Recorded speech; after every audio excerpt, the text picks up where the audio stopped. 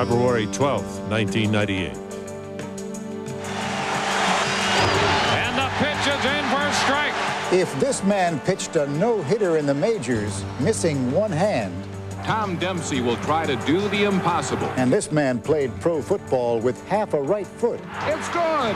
why should the rules be changed to help this man with an atrophied leg play pro golf?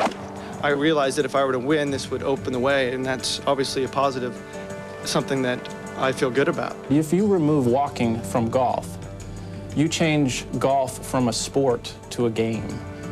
You make it the equivalent of billiards or bowling or tiddlywinks almost. Nobody wants an advantage. Nobody wants pity. Nobody wants compassion. They want an opportunity to compete on a level playing field. Tonight, Casey Martin's triumph, a bold stroke for the disabled. From ABC News, this is Nightline. Substituting for Ted Koppel and reporting from Washington, Forrest Sawyer. By anyone's reckoning, Casey Martin has some heroic accomplishments under his belt. On the golf course, despite a severe disability to his right leg, Martin has trained to become a superb player. And in the courtroom, he has won a battle that may well reshape professional golf and open professional sports to other disabled athletes.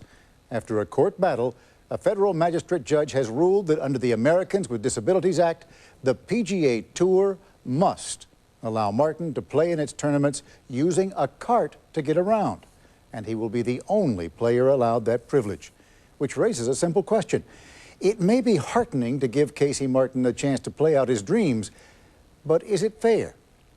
In pro sports, which is intended to be competition among the most elite athletes, should there be compensation for handicaps? And in a nation which cherishes fair play, how do we find the right balance between making sure disabled Americans are not discriminated against and making sure athletes compete on a level field? Tonight, we'll put those questions to Casey Martin and another professional golfer who has used a cart. But first, ABC's Mike Von Friend. He is the man who beat the system. 25-year-old Casey Martin took on professional golf and won. This has been a tough time, but it's also been a great time and a great experience, and I'm just thankful for the support I've received from everyone across the country, just their words of kindness to me and their prayers. This David slew more than one Goliath.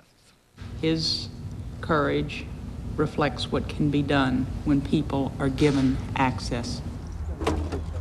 Casey Martin has not only won a ticket to ride, but overnight has provoked a national debate and surprised most everyone, except his mother. At each step, there was always pain and there was always a mountain to climb, and it's just wonderful. His life has been a victory, so I think this is just an added victory on top of his life being a victory. His life story begins with a congenital disease called Klippel-Trenaunay-Weber syndrome in his right leg. It is a disease so rare that there are only 1,000 known cases in the world. I have to wear a stocking on it to keep it. Can you show me the stocking? What do you got? It just looks like that. It's a stocking on it. And if you didn't have that on, if I didn't have that on, my leg would swell up just huge. Dr. Richard Neville at Georgetown University Hospital says Martin's condition is debilitating. Where is Casey's leg at risk from? The entire leg, from the hip down, becomes swollen and disfigured. Oh, I didn't know that. Yes, the entire leg. And all these veins are abnormal. They do not conduct blood normally back to the heart. They fill like an empty balloon. The blood just sits in pools there, puts pressure out, and looks horrible and causes discomfort. The severity of his problem had a significant impact on the judge hearing the case. Senator Tom Harkin, who sponsored the Americans with Disabilities Act and lobbied for Martin by inviting him to Capitol Hill last month, said today that the young golfer's legal victory will inspire others.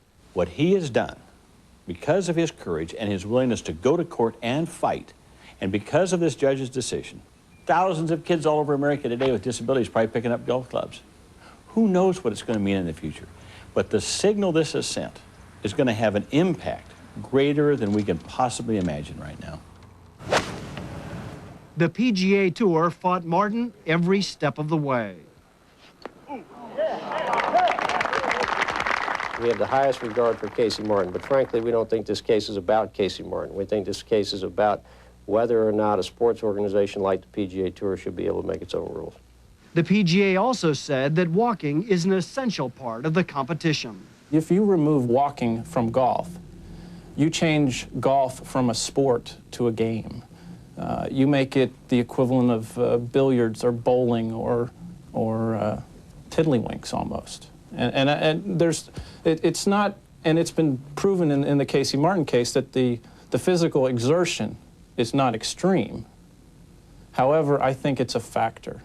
But the PGA Tour seems to be learning fast that negative comments about Martin are becoming a public relations nightmare.